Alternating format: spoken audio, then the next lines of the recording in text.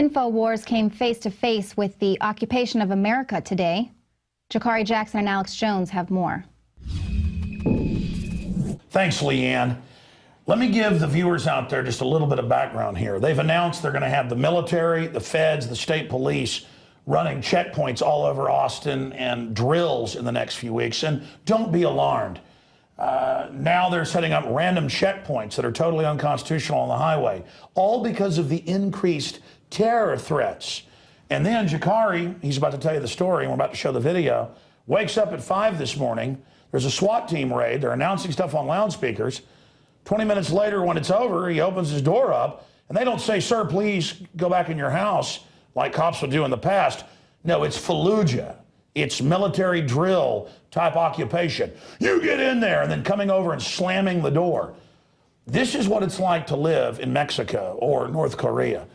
Our police didn't act like this in the past, and I got to be honest, I'm glad that I wasn't there, because I've gone and confronted the Austin SWAT team before about some of their activities, as well as the Travis County SWAT team, when they've been at public events getting in my face over free speech. These guys need to go find the Taliban, well, I guess they're on the globalist payroll, and actually fight foreign enemies. See, a militarized police fights an enemy. Peace officers are there to help the people and follow the Constitution, and are servants, not authorities or officials. And we see this everywhere now, where somebody says, well, officer, you need a warrant to search my car, and the cop punches you in the face or tasers you. They are being trained militarily that we are an occupied group. And it's outrageous. This is the type of stuff in the decade before 1776 that led to the Revolutionary War. This is the exact type of garbage going on. These guys think they're macho. They're fighting an enemy, the American people. They've got their fake drug war going on, when we all know the big banks and the CIA bring it all in, as their excuse then to traipse around in their black mask, which are there to cover their identities and for intimidation. It is truly disgusting. We've now joined Mexico and other countries in having secret police. Jakari, I'm just glad, so many cases now, in a lot of places, they probably would have just killed you, like another Mr. Jackson a few weeks ago, and they just ruled, well, we shot him in the back for no reason when he was running. We're allowed to do that. I saw the justifiable homicide. Yeah, I just saw that. We'll talk about that at the end before we go back to Leanne, but tell the story before we go to this video. I mean, this got me so mad I had to come on the news tonight, and I drug you in here. Yeah. So this is a situation. I live in Southeast Austin. About 5:30 in the morning, I heard some loud bangs, bang, bang, bang. Right by the office, pretty much. Yeah, I mean, not too far, just from here, just a little bit past that camera we're looking in. And I hear these loud bangs, and I jump up. I think somebody's trying to break into my apartment. You know, I jump up and I grab a shotgun out the closet. You know, my dog runs and hides in the corner, and I'm wondering, I'm like, what's going on? And then I hear some bang, like bang, bang, bang, you know, different kind of bang. Because the first bang was like a bang on the door. The second bang, I believe it was a flash bang, but I'm not exactly sure. And so I'm like, what's going on? And then I hear, Austin Police Department, we have a warrant. You know, so it's the cops outside serving a warrant, as I find out, to somebody across the hall from me. So I'm like, okay, so I put the gun down and I go and search for a camera. I dig an old camera out of the closet because I didn't have my camera on me. And you can see in the video, I actually have my camera hooked up to the charger at the time because the battery was dead. And this is about 15 minutes, Alex. Keep in mind, this is about 15 minutes after they had originally arrived. You know, I'm thinking that they had secured the perimeter, they had all the suspects in place. So I'm thinking, okay, maybe it's safe to open the door. And as you can see in the video coming up, I opened the door, not even all the way, you know, not even halfway. And I'm just standing there with my camera, and the officer immediately turns around, close your door, get back inside. And I say, officer. Very rudely. He doesn't say please. He talks to you with disdain and hatred. Yeah, and this is after they secure the perimeter. And By the way, police didn't act like this before. Notice, you know, they call us civilians too. They're civilians as well. Oh, yeah. It's like, we're the military, you're just a slave. Mm-hmm. And so the officer's yelling at me, get back inside. I say, officer, I am inside my house. And then another guy, get back in your house. I'm like, sir, I'm inside of my home. Yeah. Notice they didn't say sir to you. Yeah. Because they're God, you're nobody. Yeah, they're authorities in their black ski mask and so forth. And you'll see one of the officers comes over and slams my door. And, you know, a lot of people are saying, well, why didn't you open the door again? Now, this is a police department that this week ruled that it's justifiable to shoot somebody in the back of the neck. Who's done nothing? Unarmed man in the back of the neck. You went down and reported on it. Oh, yeah. Oh, yeah. Another Mr. Jackson. Oh, yeah. Mr. Larry Eugene Jackson, Jr., He was shot after an incident with police at a bank. The man was unarmed, came across an officer. Officer commandeered a vehicle to catch this guy. And he wasn't the bank robber. He wasn't the bank robber. It was a white guy. Yeah, he didn't match the description at all. That's not even... White guy robs the bank. Black guy comes by hours later, goes, I don't want to talk to you. Runs off, cop, right in the back of the neck. Yeah. And they said, hey. Justifiable homicide. Justifiable homicide. Well, now the state police, we've got the ladies coming on tomorrow, all over the place, actually just pull you over and put their hand in their... Inside their bodies. And don't even change gloves, because we're animals. Doesn't matter if you're black, if you're white. We're in an occupied country. The banks are taking everyday homes that don't even owe money. They don't even have the deed. And they're taking houses. $85 billion is stolen a month by foreign banks. Folks, we're wide open. This country is occupied. And they've got the cops robot ready to do whatever they're told. Incredible. Jakari, I'm just glad that, that they didn't kill you right there.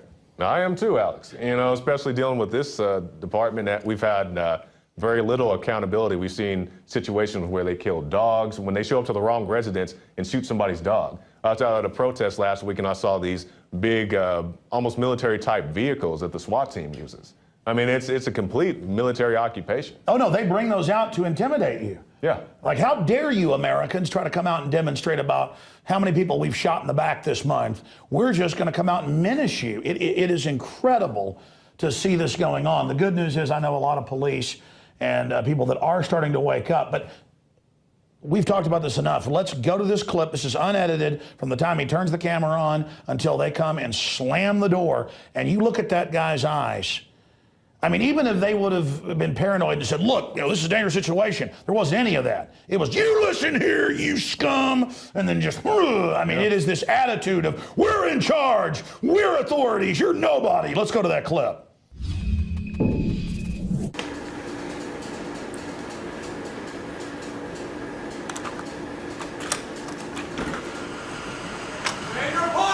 I am in my apartment, sir. Go back inside right now. I am inside.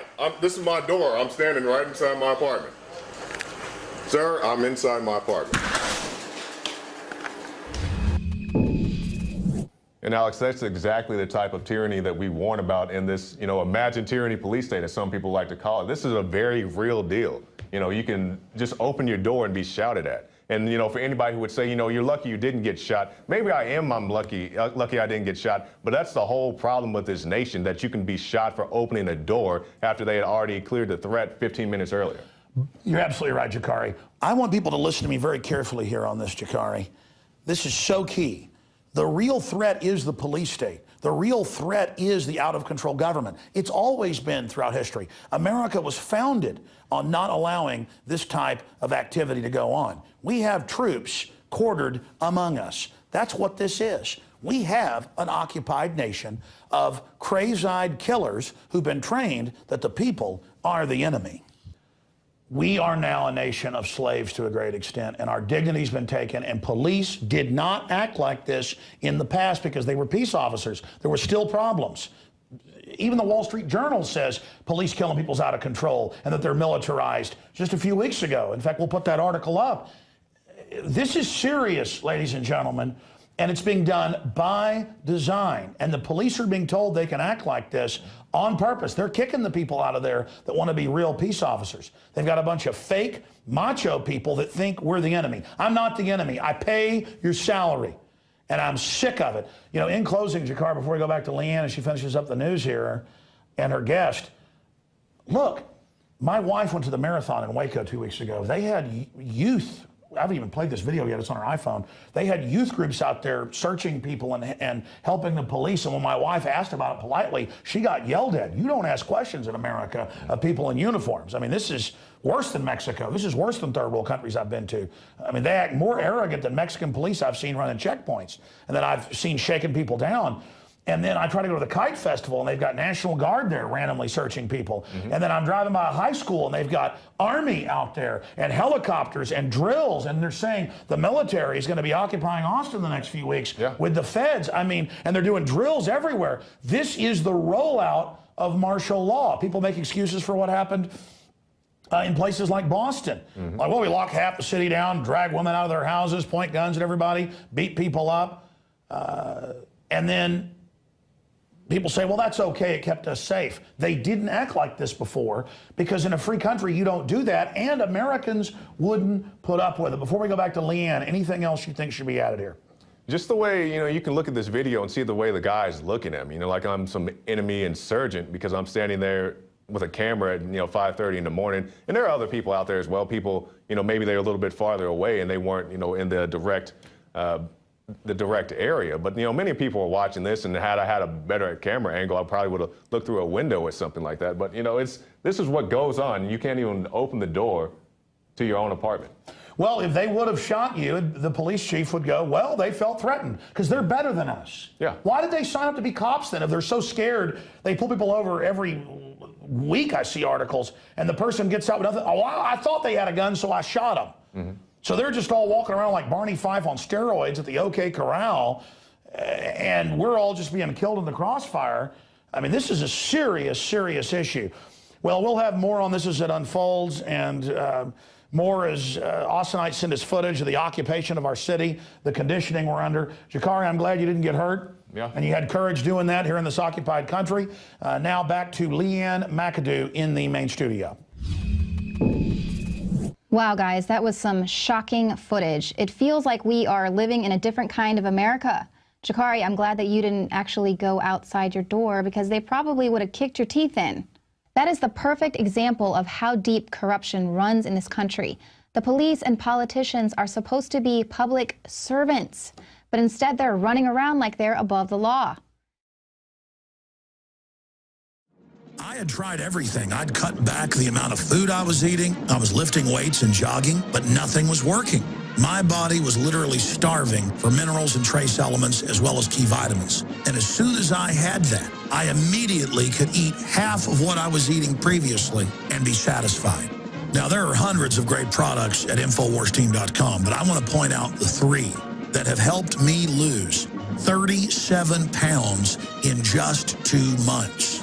Products like Beyond Tangy Tangerine, Pollen Burst, and Rebound. When I started taking the Tangy Tangerine and other products every day, I lost more than 37 pounds in just 2 months. Now that's results. I want to challenge my listeners to go to InfoWarsTeam.com and to order just 3 of their products, and you will see the changes in the way you look, feel, and in your appetite almost immediately. Start your journey to health and wellness today. InfoWarsTeam.com.